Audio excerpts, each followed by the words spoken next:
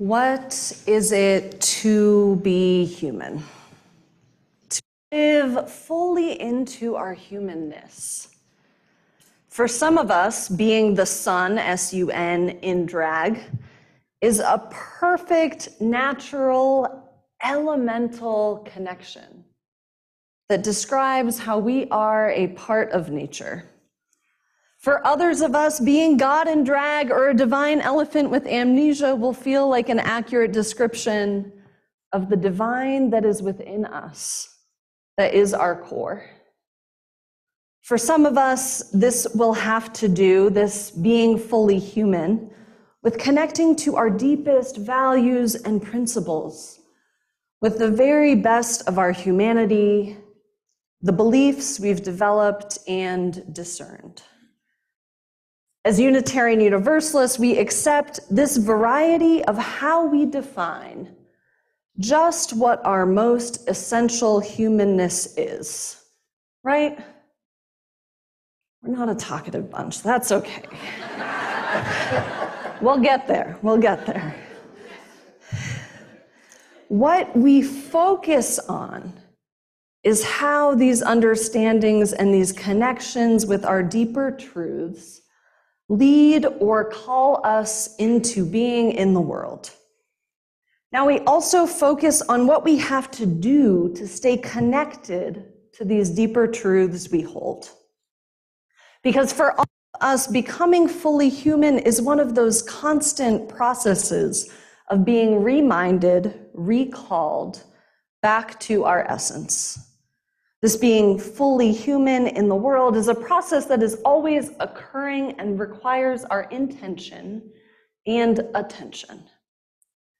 So, how do we do this? For some instruction we can remember, I think I told y'all last week that songs are the things that stay in my mind most easily. So for instruction we can remember, we turn to a tune in our hymnal that we sang last week and we'll sing again later today, that was brought to us from Guinea by Harry Belafonte. May he rest in peace and in power. Harry Belafonte was a musician, actor, and activist of civil rights and more, and he died this past Tuesday on April 25th at the age of 96. Belafonte grew up in Harlem. His parents were both from Jamaica, and he traces his commitment to activism, there we go, to his mother. His mother told him never to go to bed, knowing there was something you could do to fight injustice that you weren't doing. Now, the song we sang last week, and we'll sing again to close our service today, was part of his folk album titled Turn the World Around, where he highlighted traditional songs from around the world. This song, which shares a title with the album, is a traditional song from Guinea he learned when meeting with a storyteller there. Now, the song asks two important questions we will look at today. The first is, do I know who I am? The second is, do I know who you are? Do I know who I am? Do I know who you are? To become reunited back to our full humanity, I must know who I am truly and who you are truly. It requires us to know ourselves and know others. These are required for us so that we can together be a part of co-creating, shifting, moving our world. Seems simple enough on the, two-step phrase, right? Know who I am, know who you are. And so often what is most important is actually fairly simple, and life and the world has a way of muddling things. Part of the gift of religion, yes, even one with infinitely numerous paths, such as Unitarian Universalism, is to help us remember these essential basics and to simplify. And to honor that even though these tasks might seem simple, they can take a lot of work to do fully. And our faith traditions are here to help us do that. Now, some of us sometimes have to travel fairly far before we remember to center these basics that need centering. At least this is true for me. Sometimes the basics just stand out and are clearly important when we are in an unfamiliar environment, and sometimes the basics become so much more important when we find ourselves floundering a bit more, right? The need for these basic practices that ground us. So this was true for me, and I had to go fairly far to remember to center the basics, those elemental realities of life, knowing myself, knowing another, and knowing what I need to do in order to keep knowing myself. When I was a junior in undergraduate, I was able to spend the year abroad studying Arabic, international affairs, and religion in Morocco. Now, it was here that the importance of regular spiritual practice became clear to me. 5 times a day, all would hear the adhan, the call to prayer, being sung from the nearest minaret, or from the 2 or 3 that were within earshot, sometimes a beautiful melody, and sometimes, admittedly, a clashing, dissonant, cacophonous sound of different people singing in different keys. Yet, no matter the sound, all would stop where they were, and all would pray, each in their own way. I and other non-Muslims would simply pause our movements. Now, at first it was a little odd and uncomfortable for me, yet as time progressed, I found myself looking forward to this pause when walking down the street or in class while eating a meal. This call to prayer eventually called me into my own prayer and meditation. Nothing fancy, just a moment of quieting my mind, a moment of meditation and mindfulness that made a really big difference to me. And this is one of the secrets about regular spiritual or mindfulness practices, right? These practices can be very simple, and in fact, they often are. That's kind of the point. Simple and repetitive words or chant-like songs, rhythms or regular movements. The adhan has repetitive words and movements, and the mystical Muslim Sufis, whom we've heard from today through song and words, also have repetitive song and chant, movements through the circling movement of the whirling dervishes. In this fellowship, I have heard among you this week that gardening is a spiritual practice that many of you share. Gardening, too, has repetitive movements that help us move into mindfulness and connection with the earth, something larger than ourselves. Others of you have told me of the importance of walks, and I imagine many of us gathered here practice mindfulness meditation, as well as a whole variety of prayer practice, including Christian intercessory prayer and the sharing of gratitude and requests. So others of us might journal or read or write poetry. I know we have poets among us, just as we have visual artists and musicians. We know that movement or song can also move us into a different plane of being. The forms our meditative and prayerful practice take are many, as are their benefits. They ground and center us, and these are the practices that help us to know ourselves, to answer that first question, do I know who I am? Truly and deeply. Do I know who I am, my deeper, broader, most true self, my most human or most divine self? Now, most of us are not able to jaunt across the country for such a revelation on the importance of regular grounding rituals. This is true. And too many of us have this revelation of the importance of spiritual practice come from more difficult internal travels within ourselves or within our homes, cities, towns, or this country. And thankfully, for some of us, we learn the importance of grounding practices through the positive modeling of family, of blood or choice, of mentors, teachers, and friends. Something I was able to discover in Morocco, which was a magical, though difficult time for me, is that when I am in a place where I feel a bit out of place, grounding practices help to center me. They help connect me deeply to my roots so I can feel less off balance, even when I am in a place that is so different than where I have spent my whole life. Now, this is an essential and important benefit as we prepare to move to our next step of do I know who you are?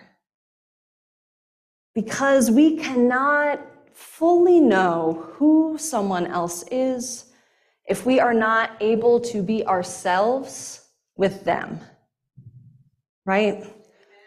One important way we make space for others to be who they fully are is by being fully who we are and being confidently grounded in that. Not in a way where we take up all the space, but in a way where we feel deeply rooted and secure in who we are, so we are able to be welcomed into the space of another without feeling out of balance. Now, this feeling out of balance can happen whenever we are in a culture that is different from our own culture or cultures.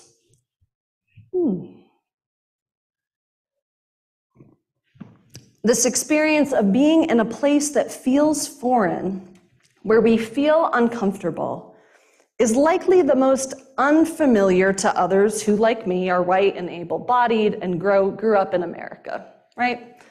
Most of the public and private spaces we encounter were made for us. And I would venture to say that most of us have felt discomfort when we have been in spaces that are not ours, that were not made for us. I see some nods. Yep. And we know, and we have to name, that the power dynamics in our wider society make these experiences of being out of place oppressively regular and indeed threatening for some of us, and incredibly rare and safe for others of us.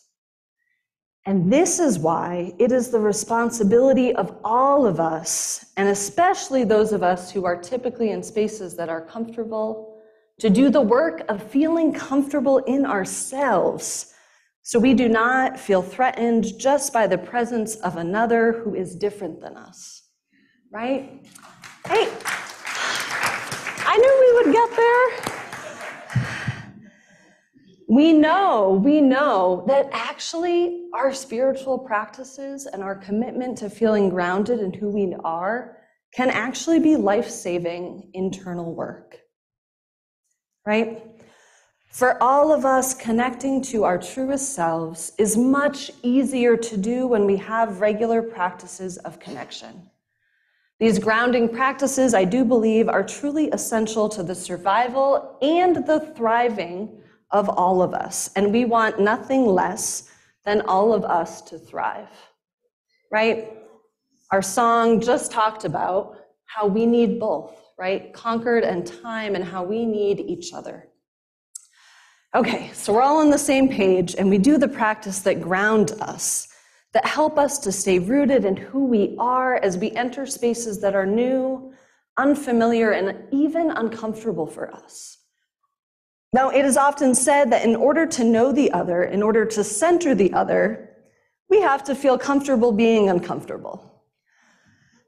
Now, I know there is truth in this, right? And what I want to invite us into is not just to sit in the uncomfortable, but to really get into those deeper practices that connect us to our deepest, truest, most human, or most divine selves.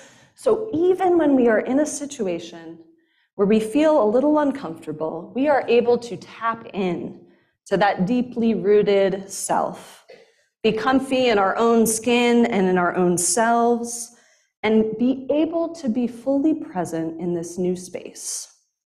For we have so much to learn from all of our siblings who've invited us into their space, their lives, their world, their truth, their breadth, and their depth.